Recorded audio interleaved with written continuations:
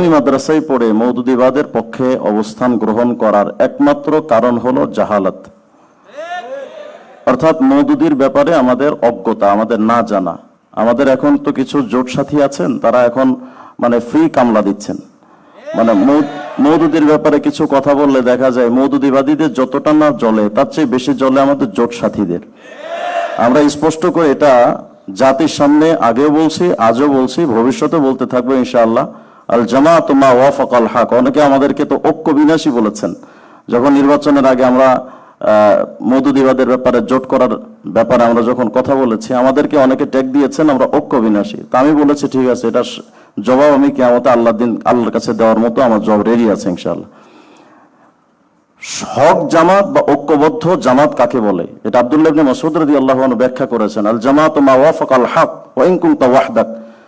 জামাত বা ঐক্যবদ্ধ ইসলামিক শক্তি সেটা যেটা হকের অনুকূলে হবে। মুনাফিকদের সাথে কোনো ঐক্য, এটা ইসলামী ঐক্য হতে পারে না। যে কারণে আমরা আগেও তাদেরকে মুনাফিক বলেছি। আমাদেরকে অনেকে ওই সময় অনেক কথাই বলেছেন যে বেশি বুঝে, ছোকরা পোলাপান, অনেক বেশি কথা কয়। আরে ভাই, আমি তো জামাতকে মুনাফিক তা আমি বলিনি। ইমাম যাহাবী রাহমাতুল্লাহ আলাইহির বক্তব্য যদি সঠিক হয়, তাহলে মওদুদি জামাত মুনাফিকের সংজ্ঞা থেকে এক চুল বের হওয়ার কোনো সুযোগ নেই। সম্মানিত হাজিরিন, এই পর্যায়ে আমাদের সামনে সুনির্দিষ্ট আলোচ্য বিষয়ের উপর আলোচনা করবেন আহলুস সুন্নাহ ওয়াল জামার অন্যতম মুনাজির, বিশিষ্ট আলেম দ্বীন, আমাদের বন্ধুবর মুফতি রিজওয়ান রফিকি হাফিজাহুল্লাহ। আলোচ্য বিষয় সাহাবা সমালোচকদের ব্যাপারে সালফে সালেহিনদের মতামত। আমি সম্মানিত আলোচককে আলোচনা করার জন্য অনুরোধ জানাচ্ছি।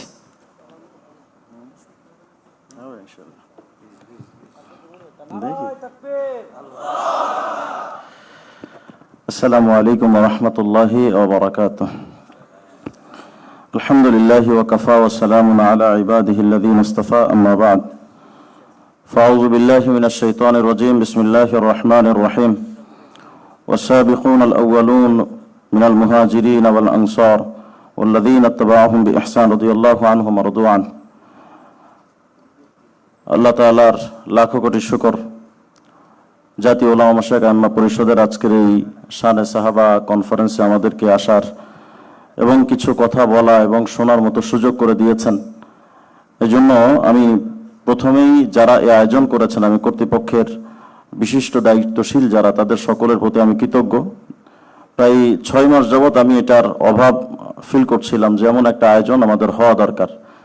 কারণ এখন সবচেয়ে প্রথম যে বিষয়টা আমি আপনাদের সামনে বলতে চাই, কওমি মাদ্রাসায় পড়ে মওদুদিবাদের পক্ষে অবস্থান গ্রহণ করার একমাত্র কারণ হলো জাহালাত, অর্থাৎ মওদুদির ব্যাপারে আমাদের অজ্ঞতা, আমাদের না জানা।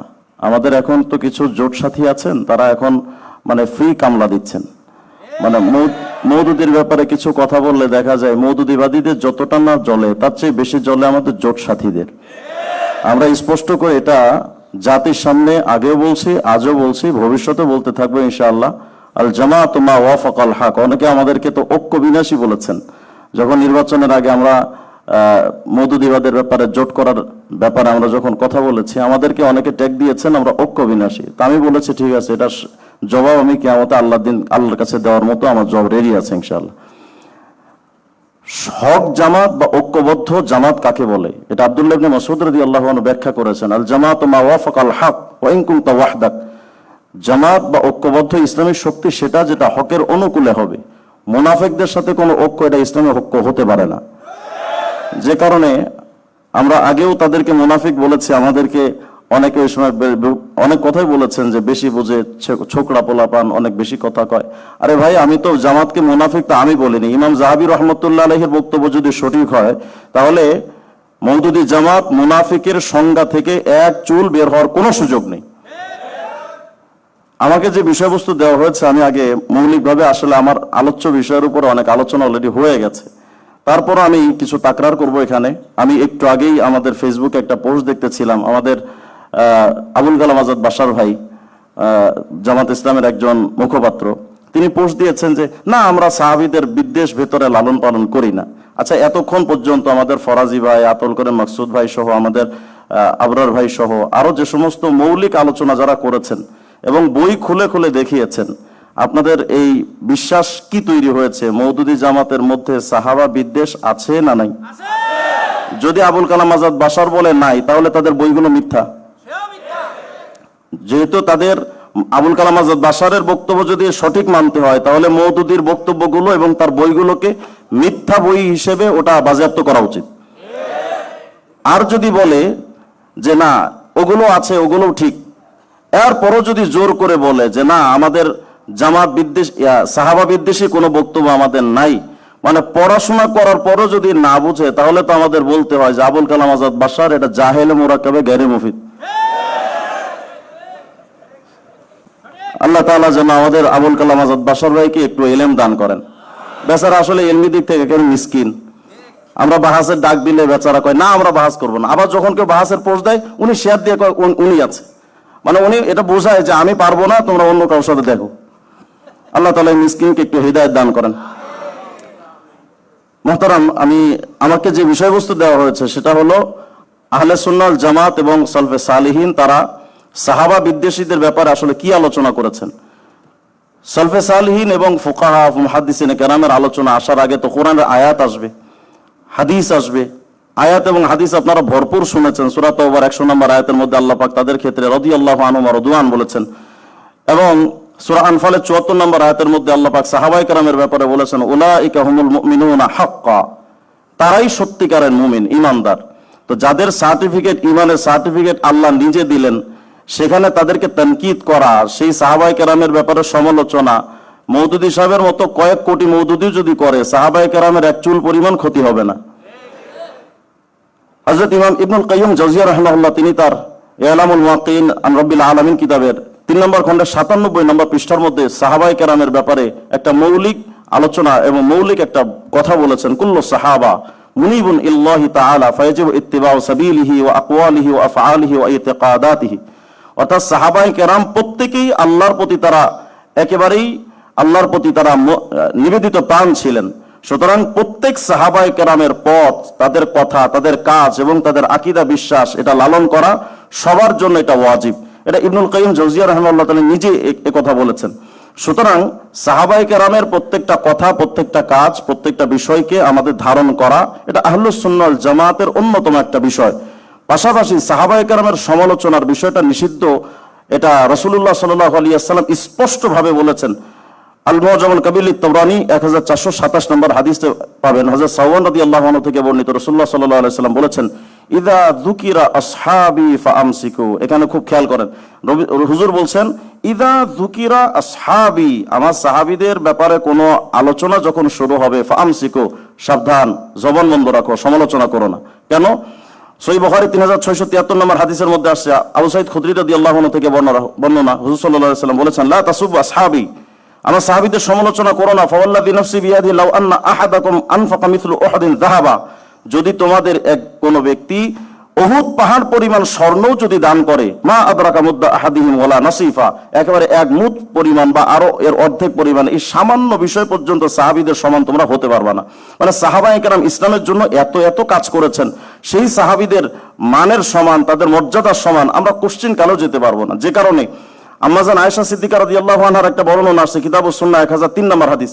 আর আয়েশা রাদিয়াল্লাহু আনহা তিনি বলেন, ক্বালাত উমিরু বিল ইস্তিগফার লি আসহাবি মুহাম্মদ সাল্লাল্লাহু আলাইহি ওয়াসাল্লাম ফাসাব্বুহুম। তিনি আশ্চর্য হয়ে বলছেন, আরে সাহাবীদের ব্যাপারে তো দোয়া ইস্তিগফারের কথা বলা হয়েছে, সাহাবীদের ব্যাপারে সমালোচনা নয়, তাদের ব্যাপারে ইস্তিগফার, ক্ষমা প্রার্থনার জন্য, তাদের জন্য দোয়া করতে বলা হয়েছে, অথচ ফাসাব্বুহুম, তোমরা তাদের জন্য তাদের সমালোচনা করছো। মানে আম্মাজান আয়েশা সিদ্দিকা এটা কল্পনাও করতে পারতেন না যে সাহাবীদেরকে তো তাদের সামনে ইস্তিগফারের কথা বলা হলো, অথচ তাদের নিয়ে সমালোচনা করা হচ্ছে।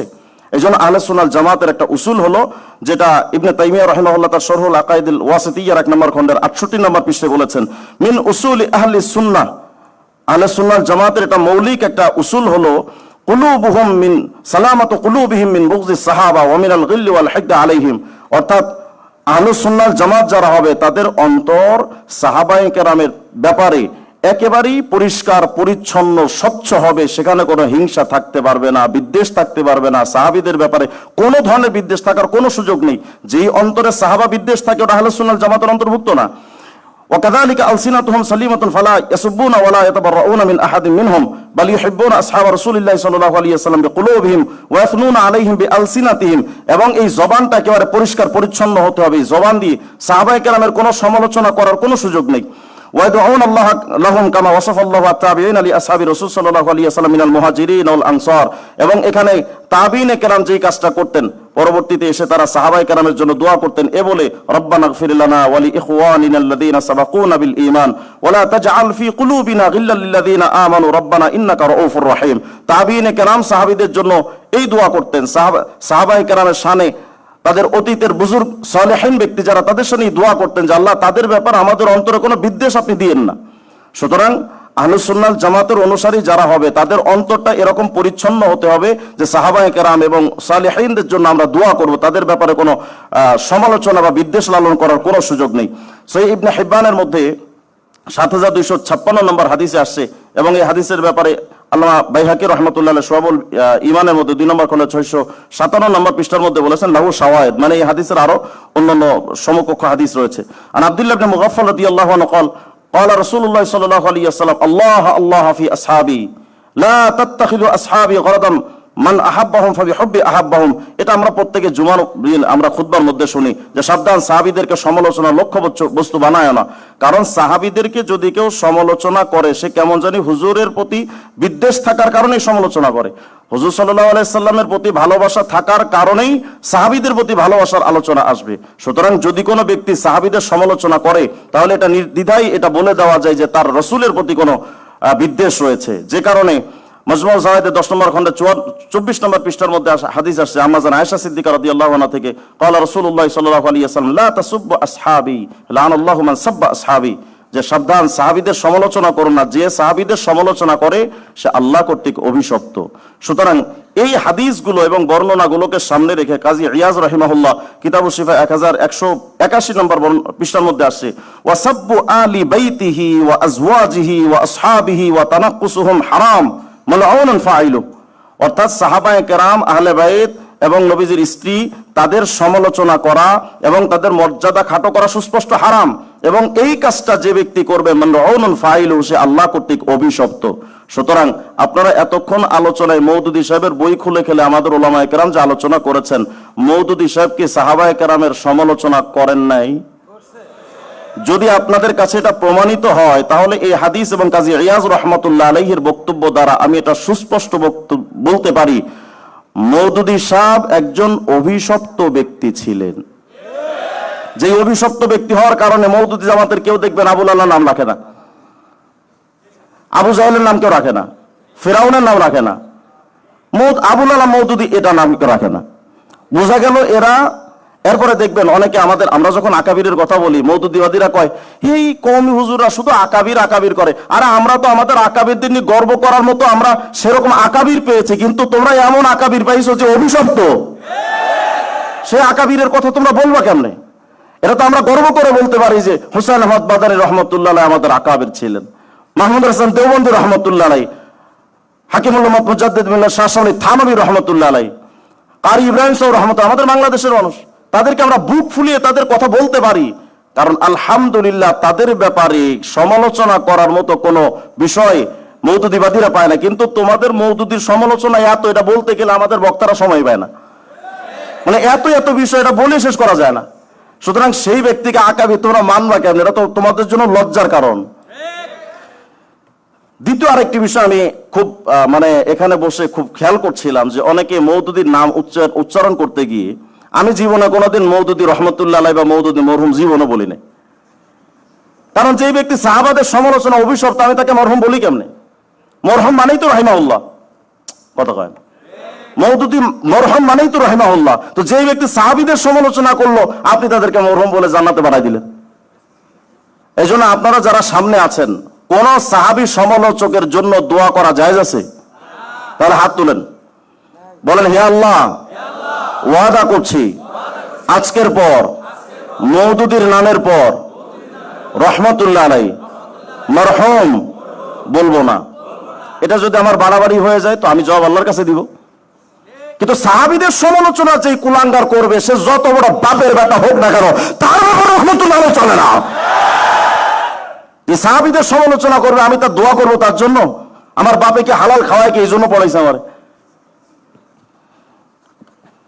ইমাম মালিক রহমতুল্লাহ কি বলছেন দেখেন, আস-সারিমুল মাসলুম আলা শাতিমির রাসূল 580 নম্বর পৃষ্ঠা, ইন্নামা হাউলা, এই সমস্ত ব্যক্তি মানে সাহাবা সমালোচক, তারা আকওয়ামুন, তারা আরাদুল কদহা ফিন নবী সাল্লাল্লাহু আলাইহি ওয়াসাল্লাম, তারা প্রথমত চেয়েছিল হুজুর সাল্লাল্লাহু আলাইহি সাল্লামের মানে সমালোচিত করতে বা হুজুর সাল্লাল্লাহু আলাইহি সাল্লামের ব্যাপারে একটা বদনাম ছড়াতে, কিন্তু গিয়ে দেখলো যে ওয়া ইন্নাকা লা আলা খুলুকিন আযীম, হুজুর সাল্লাল্লাহু আলাইহি সাল্লামের চরিত্রে কোনো ত্রুটি নাই। ফালাম ইমকিনহুম, তাদের জন্য হুজুরের প্রতি বদনাম করার কোনো সুযোগ হলো না, কারণ হুজুর সাল্লাল্লাহু আলাইহি সাল্লামের চরিত্রের উপর বড় চরিত্র হয় না।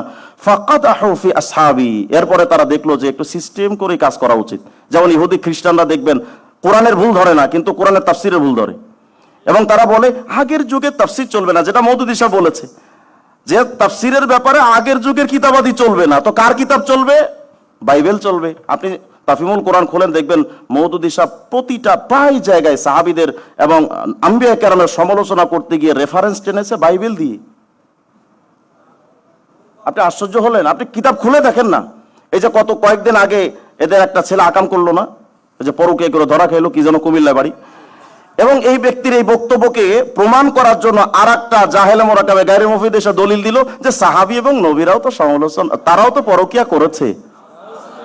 এই যে কথাটা বলছে, আপনি কি মনে করেন? আমাদের আলী হাসান ওসামার সাথে আমার একটা আলোচনা হয়েছিল, সে বলে আমরা মওদুদি আকীদা মানি না। এই যে ছেলেটা বক্তব্য দিল, এটা তো মওদুদির কথা।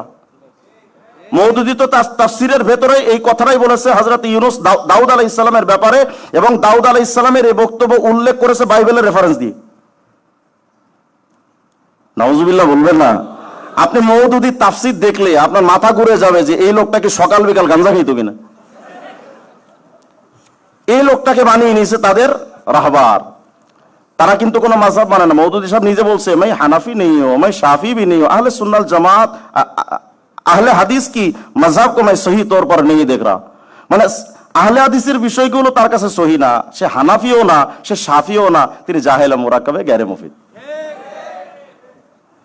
ইমাম মুসলিম রহমতুল্লাহর উস্তাদ ইমাম আবু যুরা রাহিমাহুল্লাহ বলেছেন, আল ইসাবা ফি তাময়িজ সাহাবা 1 নম্বর খন্ড 7 নম্বর পৃষ্ঠা, ইদা রাআইতা আর-রাজুল ইয়ানতাকিসু আহাদাম মিন আসহাবি রাসূলিল্লাহ সাল্লাল্লাহু আলাইহি ওয়াসাল্লাম, শোনো, তোমরা যদি কোনো ব্যক্তিকে দেখো যে সে সাহাবীদের সমালোচনা করছে, ফালাম আন্নাহু জিন্দিক, জেনে রাখো ওটা নাস্তিক।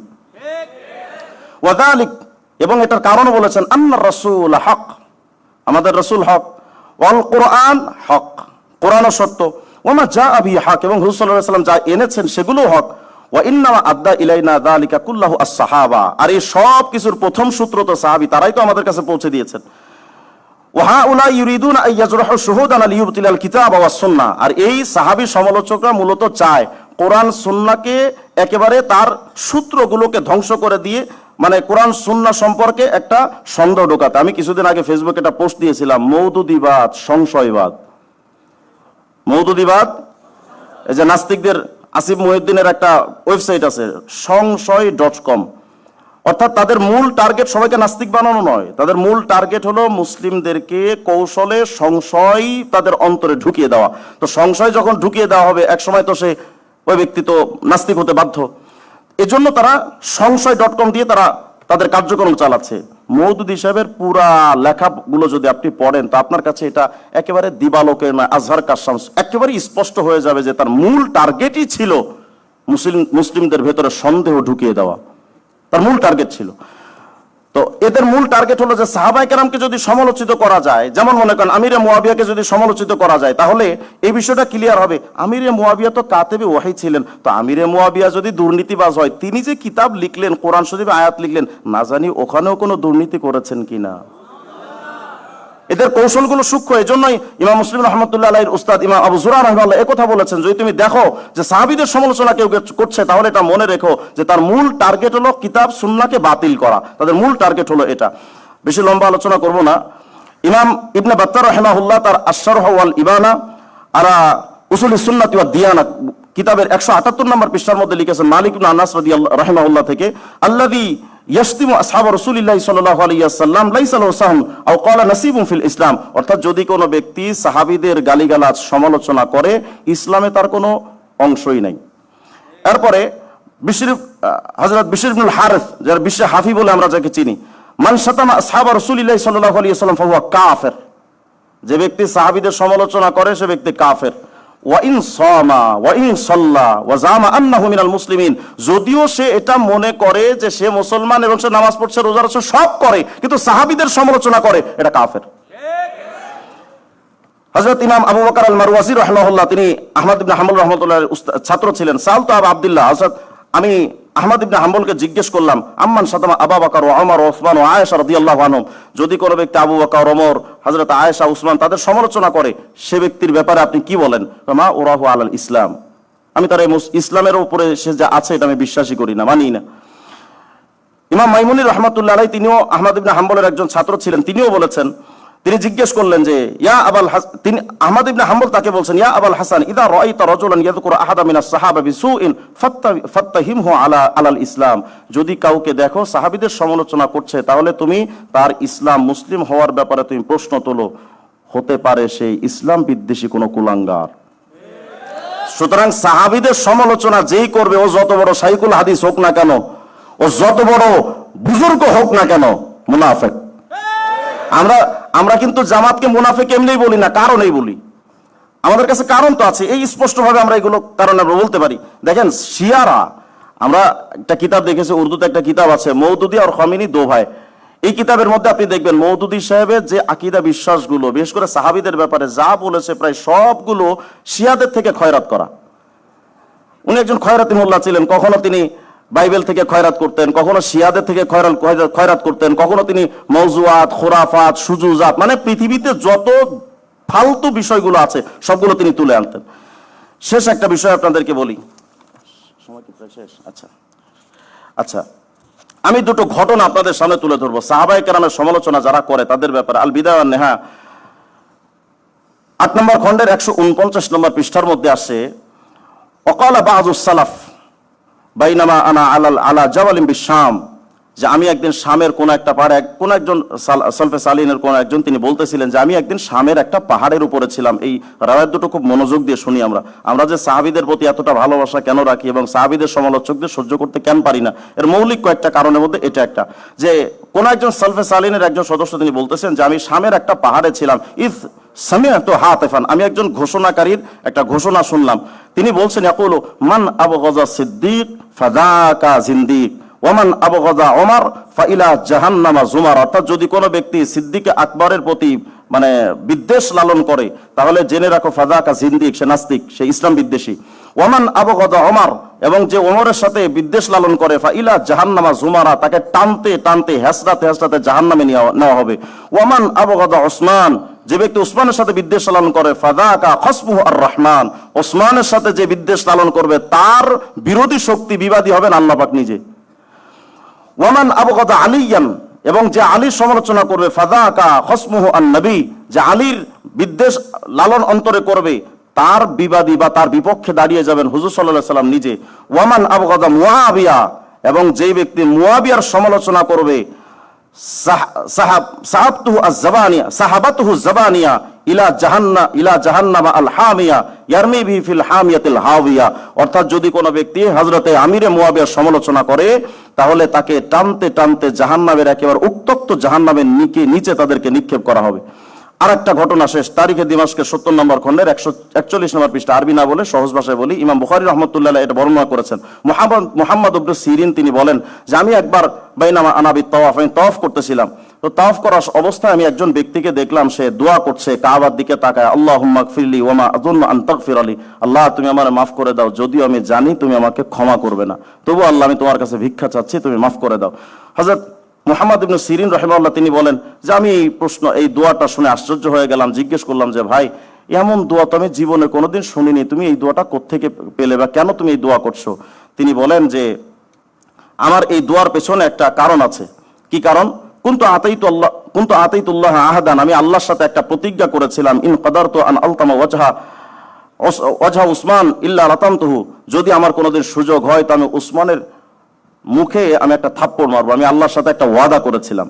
কিন্তু উসমান রাদিয়াল্লাহু আনহু হিনা হায়াতে আমার এই সুযোগটা আসে না। ফালাম্মা কুতিলা, যখন তিনি শহীদ হলেন, উদি আলা সারিরিহি, তাকে ফিল বাইত, ঘরের মধ্যে যখন খাটিয়ার উপরে তাকে রাখা হলো, ওয়ান্নাসু ইয়াজিউনা ফাইসাল্লুনা আলাইহি, এবং লোকজন এসে তার জানাজা পড়তেছিলেন, ফাদাখালতু কাআন্নী উসাল্লি আলাইহি, আমিও এই মুসল্লি ভাব ধরে আমি তার ভেতরে ঢুকলাম যে আমি উসমানের জানাজা পড়বো। ফাওয়াজাতু হুলওয়াতান, আমি তাকে গিয়ে একা একা পেলাম, সেখানে কেউ ছিল না। ফারাফাতু সাওবা আন ওয়াজহিহি, আমি ওসমানের মুখ থেকে আমি কাপড়টা সরিয়ে ফেললাম। কাপড়টা সরিয়ে ফালাতামতুহু, আমি একটা থাপ্পড় মেরেছি। ওয়াসাজ্জাইতুহু, এবং কাপড় দিয়ে আমি পরে ঢেকে দিলাম। থাপ্পড় মেরে আমার মাকসাদ পূরণ হলো, আমি কাপড় দিয়ে ঢেকে দিলাম। আমি যখন এই থাপ্পড়টা মারলাম তখন ওয়াকাদ ইয়াবিসাত ইয়ামিনি, সেই যে আমার ডান হাতটা একেবারে কাঠের মতো শক্ত হয়ে গেল। ক্বালা ইবনু সিরিন ফারাআইতু ইয়াবিসাতান কাআন্না উদ, হযরতে ইবনু সিরিন রাহিমাহুল্লাহ তিনি বলছেন আমি তার হাতটা নিজে দেখেছি একেবারে কাঠের মতো হয়ে গেছে। সুতরাং সাহাবা সমালোচক যারা যারা সাহাবীদের বদনাম করতে চান, অপমান করতে চান, আমরা আল্লাহকে সাক্ষী রেখে বলছি, আল্লাহ, সাহাবা বিদ্বেষীদের সাথে আমাদের কোনো সম্পর্ক নাই ইনশাআল্লাহ। তা কিয়ামত সাহাবীদের সাথে যারা ঐক্য করবে আমরাও তাদের সাথেও নাই ইনশাআল্লাহ। আল্লাহ তাআলা যেন আমাদের সকলকে তৌফিক দান করেন এবং এই কথাগুলোর প্রতি আমল করার তৌফিক দান করেন। আল্লাহ তাআলা যেন আজকের এই মজমা যারা আয়োজন করেছেন, জাতীয় উলামা মাশায়েখ আইম্মা পরিষদের রেজাউল করিম আবরার ভাই, শামসুদ্দৌলা আশরাফী ভাই সহ, আল্লাহ তাআলা যেন সকলকে ভরপুর কবুল করেন। স্টেজে আমাদের আব্দুর রাজ্জাক কাসিমি বাজান, উনি তো অনেক প্রবীণ মানুষ, অনেক আগে থেকে কাজ করে যাচ্ছেন। আমাদের আরো যে সমস্ত উলামায়ে কেরাম, অনেক আলেম উলামা, আমার উস্তাদ সমতুল্লাহ আলেমরা এখানে আছেন, আপনারা দীর্ঘ সময় ধরে সময় দিয়েছেন, সকলের প্রতি আমরা কৃতজ্ঞতা প্রকাশ করছি। আল্লাহ তাআলা আমাদের সকলকে কবুল করেন। আসসালামু আলাইকুম ওয়া রাহমাতুল্লাহি ওয়া বারাকাতুহু।